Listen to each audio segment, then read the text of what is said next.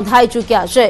6 મહિનામાં અનેકો કેસ છે તે આ વિસ્તારમાં નોંધાયા હોવાનું સામે આવ્યું છે। ત્યારે જે ડિમોલિશનની કાર્યવાહી કરવામાં આવી છે ત્યારબાદ તપાસ દરમિયાન આ તમામ જે વિગતો છે તે સામે આવી છે।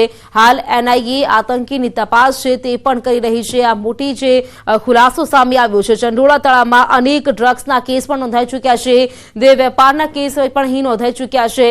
આપને જણાવી દઈએ, ગઈકાલે ડિમોલિશનની કામગીરી છે તે શરૂ થઈ છે। ગઈકાલે ડિમોલિશન કરવામાં આવ્યું છે। ચંડોળા વિસ્તારમાં અનેક જગ્યાએ લગભગ 1500 થી પણ વધુ નાના મોટા કાચા પાકા મકાનો છે તેઓ તોડવાની જે કામગીરી છે તમામ મકાનોને તે શરૂ કરવામાં આવી છે। અને ત્યારબાદ આજે પણ આ જે કાર્યવાહી છે તે યથાવત જોવા મળી રહી છે। આજે પણ ડિમોલિશનની જે કાર્યવાહી છે તે કરવામાં આવી રહી છે। આપ જે 6 દ્રશ્યો આપની ટીવી સ્ક્રીન પર જોઈ રહ્યા છો, ચંડોળામાં જે સફાયો કરવામાં આવ્યો છે તે પણ જોવા મળી રહ્યો છે। તો આ ડ્રોન દ્રશ્યો પણ આપ જોઈ શકો છો। ચંડોળા તળાવ વિસ્તારના દ્રશ્યો છે જ્યાં આસપાસ જે ગેરકાયદે દબાણો કરવામાં આવ્યા હતા તેના આ દ્રશ્યો। 2022 में इसी इलाके से गुजरात एटीएस ने 4 आतंकवादी पकड़े थे जो अलकायदा इंडिया सब कॉन्टिनेंट के साथ उनका संपर्क था और वो देश के विरुद्ध एक मोटा कावतरू रच रहे थे और उसकी तपास अभी एनआईए कर रही है। इसके साथ साथ ऐसा भी इनपुट अहमदाबाद शहर पुलिस, गुजरात एटीएस और इंटेलिजेंस ब्यूरो के पास है कि जो जेएमबी जमाते उल मुजाहिदीन बांग्लादेश के बहुत सारे आतंकवादी जेल से छूट गए हैं और वो कोशिश कर रहे हैं कि यहाँ पे अलग अलग देश के अलग अलग शहरों में उनका सिंपैथाइज़र या स्लीपर सेल क्रिएट हो। उसके अलावा मैं बताना चाहूँगा कि चंडोला तालाब में पिछले अगर 6 महीने का हम फिगर्स लें तो अहमदाबाद क्राइम ब्रांच ने 2 मोटे केस ड्रग्स के किए हैं। तो आ विषय વધુ વિગત મેળવી છે સંવાદદાતા સંજય ટાંક અમારી સાથે લાઈવ જોડાઈ ગયા છે, તેમની પાસેથી માહિતી મેળવી છે। સંજય, ગઈકાલે ડિમોલિશનની કામગીરી શરૂ કરવામાં આવી છે, આજે તેનો બીજો દિવસ, આજે પણ ડિમોલિશન કરવામાં આવી રહ્યું છે, વધુ જાણકારી શું આ મામલે?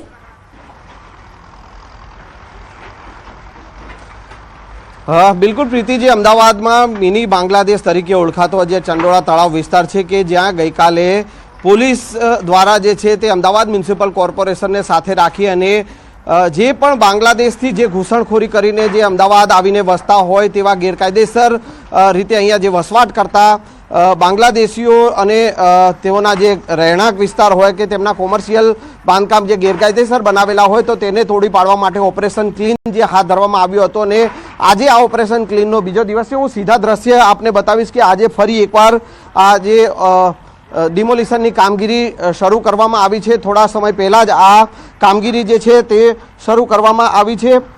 ગઈકાલે જે પ્રકારે 1500 જેટલા અહીંયા બાંધકામો જે થઈ ગયેલા છે એ તોડી પાડવા માટે જે કામગીરી શરૂ કરવામાં આવી હતી અને 74 જેટલા જેસીબી મશીન જે છે સાથે સાથે 2000થી પણ વધુ પોલીસ જવાનો છે, એસઆરપીની અલગ અલગ ટુકડીઓ છે, સાથે સાથે કોર્પોરેશનના 1800થી પણ વધુ કર્મચારીઓ છે તેને જે છે તે કામે લગાડવામાં આવ્યા હતા અને લો એન્ડ ઓર્ડરની જે સિચ્યુએશન જે છે તે યથાવત રહે અને કોઈ પણ પ્રકારના અનિચ્છનીય ઘટના ન બને તેને લઈને પોલીસના જવાનો જે છે તે સતત જે છે તે અહીંયા તૈનાત રાખવામાં આવ્યા છે અને હાલ આ ડિમોલિશનની કામગીરી આજે ફરી એકવાર શરૂ કરવામાં આવી છે અને આજે પણ આ ડિમોલિશનની કામગીરી જે દિવસભર જે છે તે ચાલુ રહેવાની છે। જે પ્રીતિ, સંજય, એ પણ સામે આવ્યું છે કે જે તપાસ કરવામાં આવી તેમાં સામે આવ્યું છે કે એ ખુલાસો એવો થયો છે કે ત્યાંના જે લોકો ત્યાં રહેતા તે લોકો બાંગ્લાદેશી આતંકવાદીઓના સંપર્કમાં આવ્યા, તેઓ પણ કેટલા ખુલાસા કરવામાં આવ્યા છે, કેટલી ગેરકાયદે પ્રવૃત્તિઓ ચાલતી હતી, દેહ વેપાર ચાલતો હતો, આ તમામ પ્રકારના જે ખુલાસા છે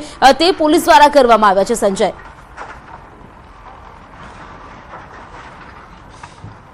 બિલકુલ પ્રીતિ, જે છે વર્ષોથી અહીંયા જે છે તે બાંગ્લાદેશમાંથી જે ઘૂસણખોરી કરીને લોકો જે આવતા હોય તેઓ અહીંયા રહી રહ્યા છે। વર્ષોથી આ જે ઘૂસણખોરી કરીને લોકો આવતા અહીંયા રહી રહ્યા છે અને તેઓ માટે જે છે તપાસ જે શરૂ કરવામાં આવી હતી 2-3 દિવસ પહેલાં પોલીસ દ્વારા જે છે અલગ અલગ જે છે એજન્સીઓ જે છે તે અમદાવાદ ક્રાઇમ બ્રાન્ચ હોય, એસઓજીની ટીમ હોય અને સાથે સાથે અન્ય જે પોલીસના વિભાગો જે છે તેને સાથે રાખી અને જે છે તે અહીંયા મોડી રાત્રે જે છે તે ઓપરેશન હાથ ધરવામાં આવ્યું હતું અને અહીંયા ગેરકાયદેસર ઘૂસણખોરી કરીને આવેલા લોકો જે છે 400થી પણ વધુ જે અહીંયાથી જ માત્ર આ જે ચંડોળા તળાવ વિસ્તારમાંથી જ 457થી પણ વધુ જે છે તે લોકોને અટક કરવામાં આવી હતી અને તેઓના જે પુરાવાઓ પણ તપાસવામાં આવ્યા હતા અને તેમાં ક્યાંક ને ક્યાંક પોલીસ દ્વારા જે વિગતો સામે આવી છે કે કેટલાક જે અહીંયા બાંગ્લાદેશી રહી રહ્યા છે અને તેઓનું કનેક્શન આતંકવાદી સંગઠન સાથે જે કનેક્શન સામે આવ્યું છે અને તેને લઈને પણ હવે પોલીસ જે છે તે દિશામાં પણ તપાસ કરી રહી છે. પોલીસની અલગ અલગ એજન્સીઓ જે છે તે પણ આ સમગ્ર મામલે તપાસ કરી રહી છે. સાથે સાથે જે અહીંયા ચાલતી ગેરકાયદેસર પ્રવૃત્તિઓની જો વાત કરવામાં આવે તો અહીંયા જે લલ્લુ બિહારી જે છે કે તેનું અહીંયા સામ્રાજ્ય હતું તેને તોડી પાડવામાં આવ્યું છે. જે લલ્લુ બિહારી દ્વારા જે તેને ફાર્મ હાઉસ અહીંયા બનાવી દીધું હતું, સાથે સાથે અહીંયા જે ઇલીગલ કન્સ્ટ્રક્શન જે કરી અને અહીંયા જે પણ ઘૂસણખોરી કરીને લોકો આવતા હોય તો તેઓને અહીંયા આશરો જે આપવામાં આવતો હતો અને એ નિસ્તે નાબૂદ કરવામાં આવ્યું છે. જે બુલડોઝર જે ફરી રહ્યું છે તંત્રનું અને તેમાં આ જે ગેરકાયદેસર બાંધકામો જે છે તે તોડવાની કામગીરી કરવામાં આવી રહી છે અને જે અહીંયા દેહ વેપારની વાત હોય કે પછી ડ્રગ્સના વેચાણની વાત હોય તેવા અનેક ખુલાસાઓ જે છે તે પોલીસ દ્વારા જે કરવામાં આવ્યા છે. ગેરકાયદેસર જે અહીંયા જે પ્રોપર્ટી જે સરકારી પ્રોપર્ટી જે છે તેને પર બાંધકામ કરીને પણ અહીંયા વેચાણ કરવામાં આવતું હતું તેવા અનેક ગેરકાયદેસર પ્રવૃત્તિઓ જે છે તેના પણ ખુલાસાઓ જે છે તે થયા છે અને હવે આ તમામ જે ચંડોળા તળાવ વિસ્તારને ક્લીન કરવાની જે કામગીરી કરવામાં આવી રહી છે અને આ ઓપરેશન ક્લીનનો આજે બીજો દિવસ છે કે જ્યાં અત્યારે પણ આ કામગીરી શરૂ કરવામાં આવી છે અને આજે દિવસ દરમિયાન આ કામગીરી ચાલુ રહેવાની છે. જી સંજય, જે પ્રકારે આપે જણાવ્યું ત્યાં દેહ વેપાર ચાલતો હતો, સાથે જ વાત કરીએ તો ડ્રગ્સનો મુદ્દો પણ ત્યાંથી ત્યાં ડ્રગ્સનું પણ કેટલુંક જે વેચાણ વેપલું થતું હોય તેવું જોવા મળતું હતું. કેટલાક જે આતંકીઓ છે તેઓ ત્યાંના લોકોને ઓળખતા હતા, ત્યાંના જે બાંગ્લાદેશીઓ છે તેમને ઓળખતા હતા. તો ક્યાંક આ તમામ વસ્તુમાં કંઈક ચેઇન પણ હોઈ શકે છે આની પાછળ, કારણ કે ફક્ત એક વ્યક્તિ પાછળ તો આ વસ્તુ થઈ ન શકે. આ વિશે કોઈ તપાસ સામે આવી છે કે કેટલા લોકો આમાં સંકળાયેલા હતા તે વિશે શું સામે આવ્યું છે?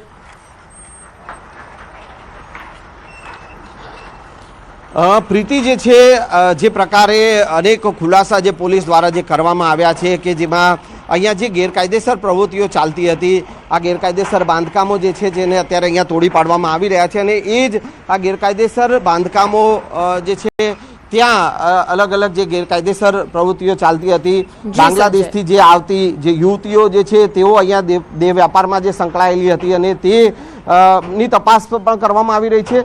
સ્વાભાવિક છે કે આ તપાસ ખૂબ જ મોટી છે અને તપાસનો વિષય છે. જી બિલકુલ સંજય, બિલકુલ આભાર આપનું જાણકારી આપવા માટે.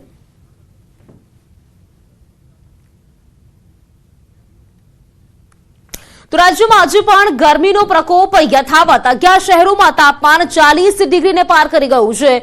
રાજકોટમાં 44.9 ડિગ્રી તાપમાન સાથે સૌથી ગરમ શહેર રહ્યું છે. અમદાવાદમાં પણ નોંધાયું છે 44.8 ડિગ્રી તાપમાન.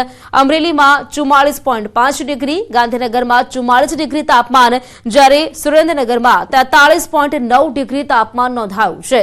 આ તરફ વડોદરામાં 42.4 ડિગ્રી, કેશોદમાં 42 ડિગ્રી તાપમાન નોંધાયું છે. તો ભાવનગર અને ડીસામાં તાપમાનનો પારો 41.6 ડિગ્રી પર પહોંચ્યો છે. તો રાજકોટ રાજ્યનું સૌથી ગરમ શહેર રહ્યું છે. રાજ્યમાં આજે પણ તાપનું તાંડવ યથાવત જોવા મળશે. લગભગ રાજ્યના 10 એવા જિલ્લાઓ છે જ્યાં તાપમાનનો પારો 40 ડિગ્રીને પાર કરી ગયો છે. અમદાવાદમાં ભગવાન જગન્નાથજીની રથયાત્રા પહેલા તૈયારીઓનો પ્રારંભ. અખાત્રીજના પાવન પર્વના દિવસે ત્રણેય રથની પૂજા સાધુ સંતો અને મહંતોની ઉપસ્થિતિમાં મંત્રોચ્ચાર સાથે રથની પૂજા કરવામાં આવશે. અમદાવાદમાં અષાઢી બીજના દિવસે ભગવાન જગન્નાથજીની રથયાત્રા નીકળે છે. ભગવાન જગન્નાથજીની 148મી રથયાત્રાને લઈને તૈયારીઓ પણ શરૂ કરી દેવાઈ છે.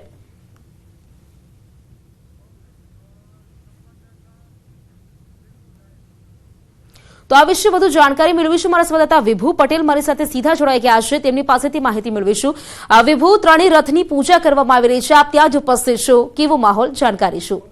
મહારાજનું સ્વરૂપ માની આપણે આ ત્રણેય રથની પ્રીતિ, આજે અખાત્રીજ અને અખાત્રીજના દિવસે રથયાત્રા પહેલાની જે તૈયારીઓ હોય છે તેનું આજે અખાત્રીજના દિવસે વણજોઈ મુહૂર્ત હોય છે. વણજોયા મુહૂર્તમાં આજે ભગવાન જગન્નાથના જે 3 રથ છે તેની પૂજા છે તે કરવામાં આવે છે.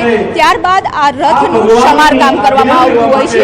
ત્યારબાદ જે ભગવાન જગન્નાથ રથયાત્રાએ નીકળે છે તે પહેલા વિધિ હોય છે તેની પણ તૈયારીઓ હોય છે કે ભગવાનના વાઘા તૈયાર કરવાના હોય છે. મંદિરમાં પૂજા વિધિની વસ્તુઓ લાવવાની હોય છે તે તમામ વસ્તુઓ ત્યારબાદ કરવામાં આવે છે. અત્યારે આ ભગવાન જગન્નાથની બહેન સુભદ્રા અને ભાઈ બલભદ્ર છે, ત્રણેયના રથ છે. ત્રણેયના રથની મંત્રોચ્ચાર સાથે વિધિ કરવામાં આવી રહી છે. વિધિમાં જે જગન્નાથ મંદિરના મહંત દિલીપદાસજી સાથે જ મેયર છે, કોર્પોરેશન ચેરમેન છે, સાથે જ સાધુ સંતો અને મહંત પણ અહીં ઉપસ્થિત છે.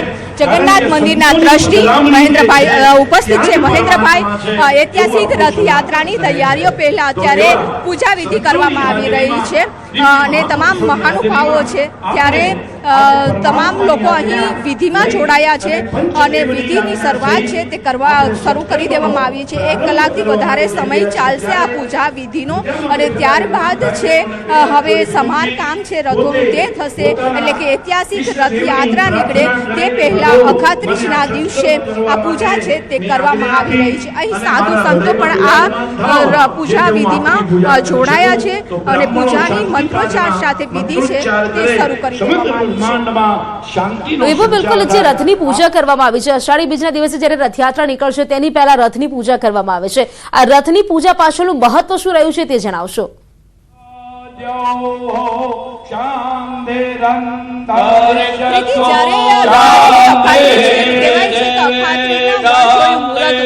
સારું કામ કરવા માટે કોઈ મુહૂર્તની રાહ છે તે જોતા હોય છે, પરંતુ અખાત્રીજનો દિવસ એવો છે કે એ દિવસે જે મુહૂર્ત કરી દેવામાં આવે તો સારું કામ, એટલે કે ભગવાન જગન્નાથ રથયાત્રાએ નીકળતા હોય છે, ભક્તોને દર્શન આપતા હોય છે, તે પહેલાની તૈયારીઓ છે તે 2 મહિના પહેલાથી કરી દેવામાં આવતી હોય છે.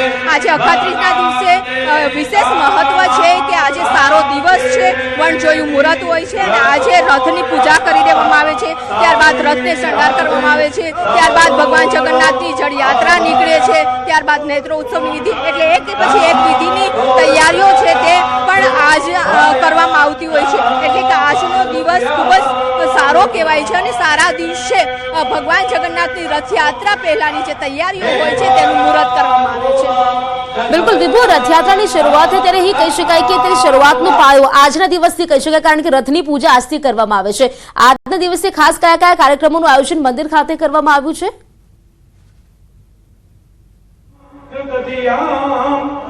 ભગવાન જગન્નાથનું આ નીચ મંદિર છે અને નીચ મંદિરમાં જે 3 રથ છે તેની પહેલા અત્યારે પૂજા વિધિ કરવામાં આવે છે. ચંદન યાત્રા પણ કહેવામાં આવે છે. ગરમી ખૂબ જ હોય છે ત્યારે ભગવાનને ચંદનનો લેપ પણ લગાવવામાં આવે છે કે જેનાથી ઠંડક રહે છે.